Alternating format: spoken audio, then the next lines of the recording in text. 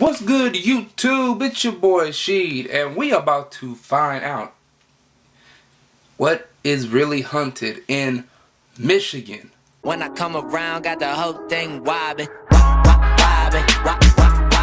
When I come around, got the whole. So what's good, Sheed Gang? Welcome back. Today we are going to find out haunted places in Michigan. If you are from Michigan, like I am, you know a couple haunted places, but you don't know all of them. Today we about to see what is really haunted. I'm kind of afraid of this because there's a lot of places haunted. Like if you go to Michigan State University, it's haunted out there. And I done looked into that and confirmed that it's haunted out there. This video is by, we want to see. This video is by the Spook Easy.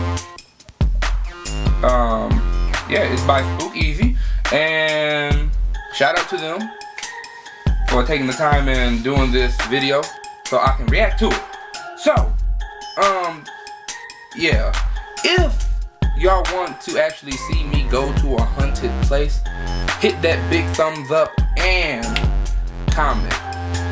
Comment if you're from Michigan what is haunted, and I will look into it and go there with a couple friends. So, yeah, y'all, let's get into it. Put these on. We out.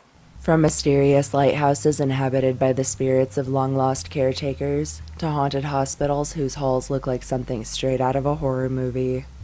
Terrifying tales and disturbing local legends are lurking everywhere Her throughout voice the Great is Lakes just state, uneasy, man. followed by a fascinating and often bloody history.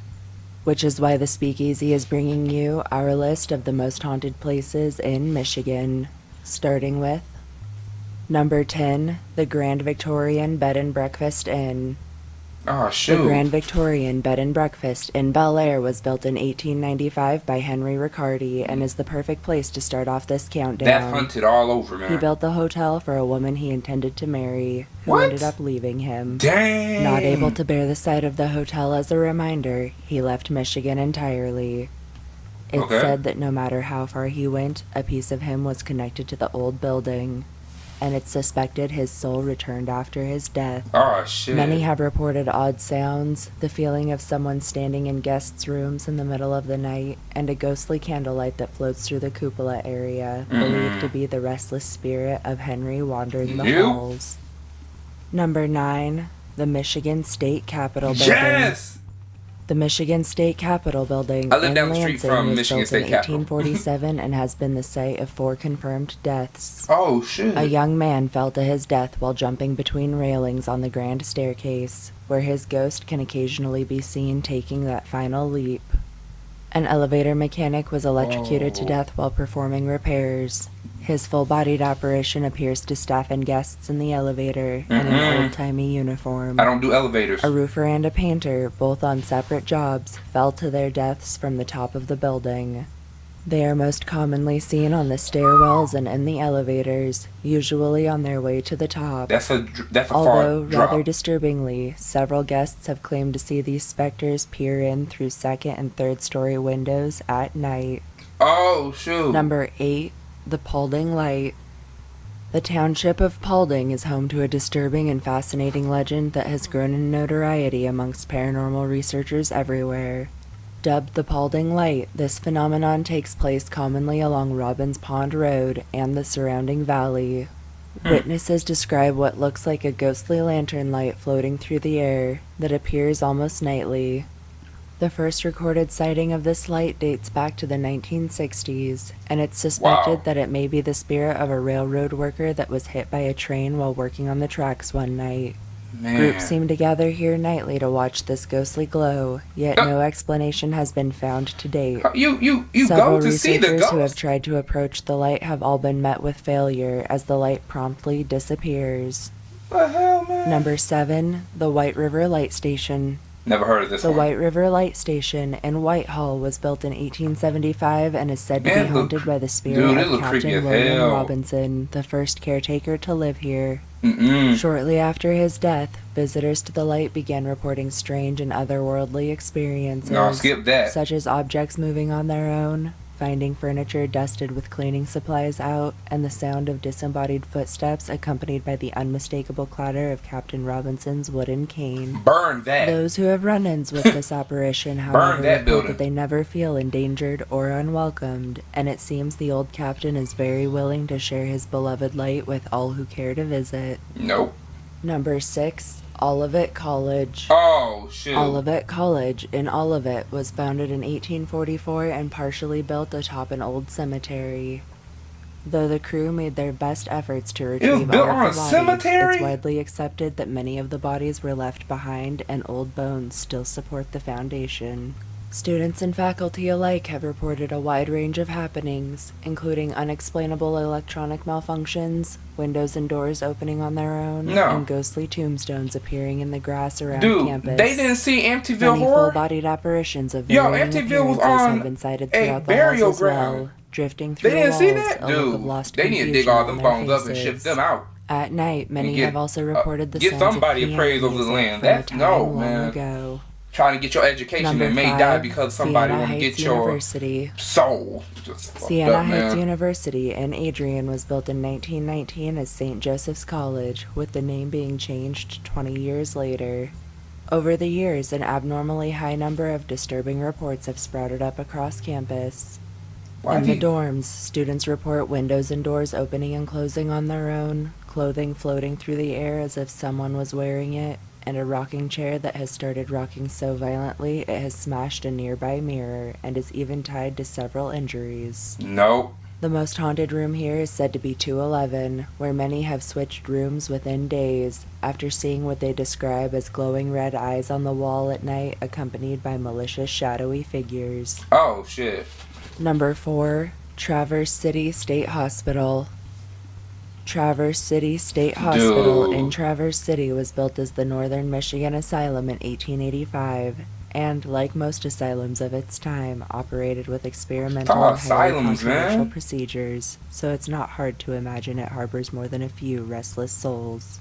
Staff, patients, and visitors throughout the years have reported a wide range of otherworldly occurrences, including lights turning on without electricity, disembodied screams, moans, and whispers in the dark. Multiple full-bodied apparitions have also been sighted here, some being doctors and nurses in old uniforms, seemingly unaware of the living. Why does it seem Others like report disturbing the patients Louisville foaming at the Insane mouth, Asylum? screaming, and even attacking any who cross their path. Oh, no. Skip that. Number 3, the Old Presque Isle Light. The Old Presque Isle Light on Presque Isle was built in 1840 and was only operational for 31 years. Local legend tells that the original caretaker kept his wife locked in the tower for 3 long decades, and What? eventually she went insane. Many accounts detail her terrified screams heard to this day by passerbys Hold at up. night, Wait a minute. but her tortured soul isn't the only ghost here. Wait a minute. But was she cute, though? Ain't nobody just gonna lock up nobody in a tower for 30 years. She better been cute. These are the questions we have to ask. Was she cute? Is that why he trying to lock her up? Was she thick? I mean, because if she was thick back in them times, yo, man. Hey, brothers will try to smash. I'm just saying. Was she thick? Was she cute? I need answers, y'all. I need answers. I need to look this up. I need answers. After the light became a museum, a man named George Paris and his wife Lorraine moved into the caretaker's cottage, where they spent 2 years as tour guides until George's tragic death. After his death, Lorraine could still feel his presence. She reported smelling George's favorite breakfast in the morning, hearing the sounds of his footsteps, and on one occasion even claimed that George kept her from certain electrocution. Man. A master electrician and prankster in life, his spirit is believed to be very friendly and responsible for ongoing issues with the light. Number 2, the Detroit Masonic Temple. I just want to say, before we get into this one, Detroit is a ghost town. So it's bound to happen to be ghostly activities out in Detroit. Yo, shout out to my Detroit people, though. You know, I got friends from Detroit, so shout out to all y'all. But, yeah, this got me uneasy with Detroit. I'm gonna have to visit one day. I only been to Detroit 2 times to see a Detroit Pistons game and a Detroit Tiger game, but that's off topic. Let's get back into it. Built in the 1920s, the Detroit Masonic Temple is the world's largest Masonic temple, rumored to hold over 1,000 rooms, a number of hidden staircases, Dang. secret passageways, and hidden compartments. Wow. There are several theories as to who or what is haunting the halls of this old building, the most famous theory being that of the building being haunted by founder George Mason. As local legend goes, George went bankrupt and jumped to his death from the top of the temple. What? This doesn't make sense, however, as George is recorded having died at age 91 in bed. Visitors report a wide range of happenings, including doors slamming by themselves, unexplainable cold spots, shadow figures moving about, and the strong feeling of being unwelcomed. Objects have been known to fly from shelves, and several have reported injuries linked to what they described as invisible hands shoving or hitting them. Skip that, If man. history is accurate and George really did die in bed, this leaves a frightening question to be answered. What is really stalking these old halls? I need to know that too.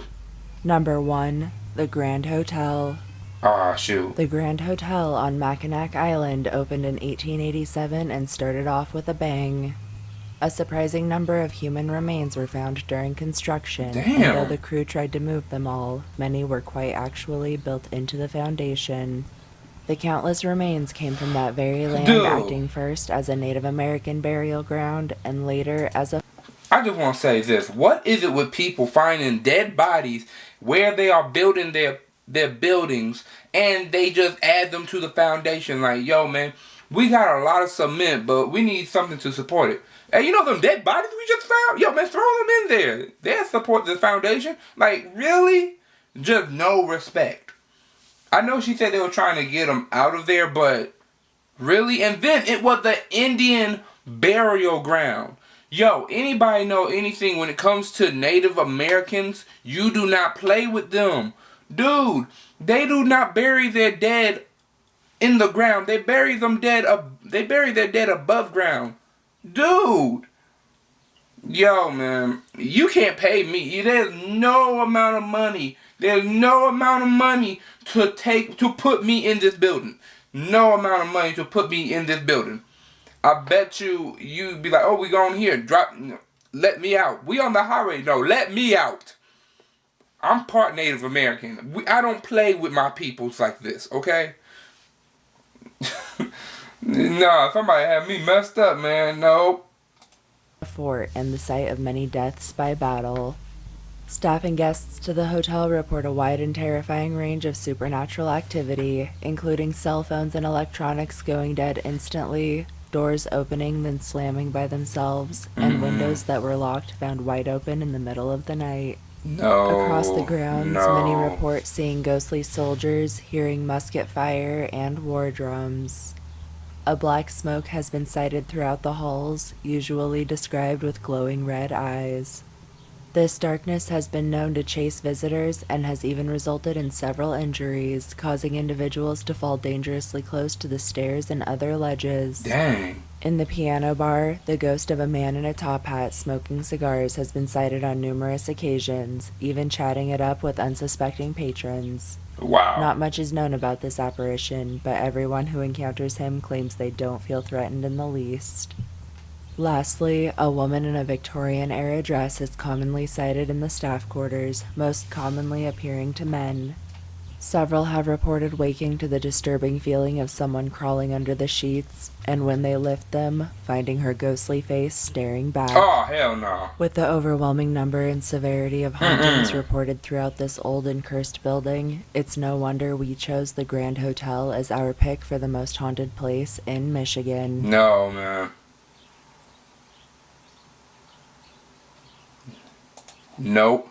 I'm just gonna. Okay. I heard about the Capitol building being 100% haunted, right? And I mean that really creeped me out to the utmost for knowing the Capitol building was haunted.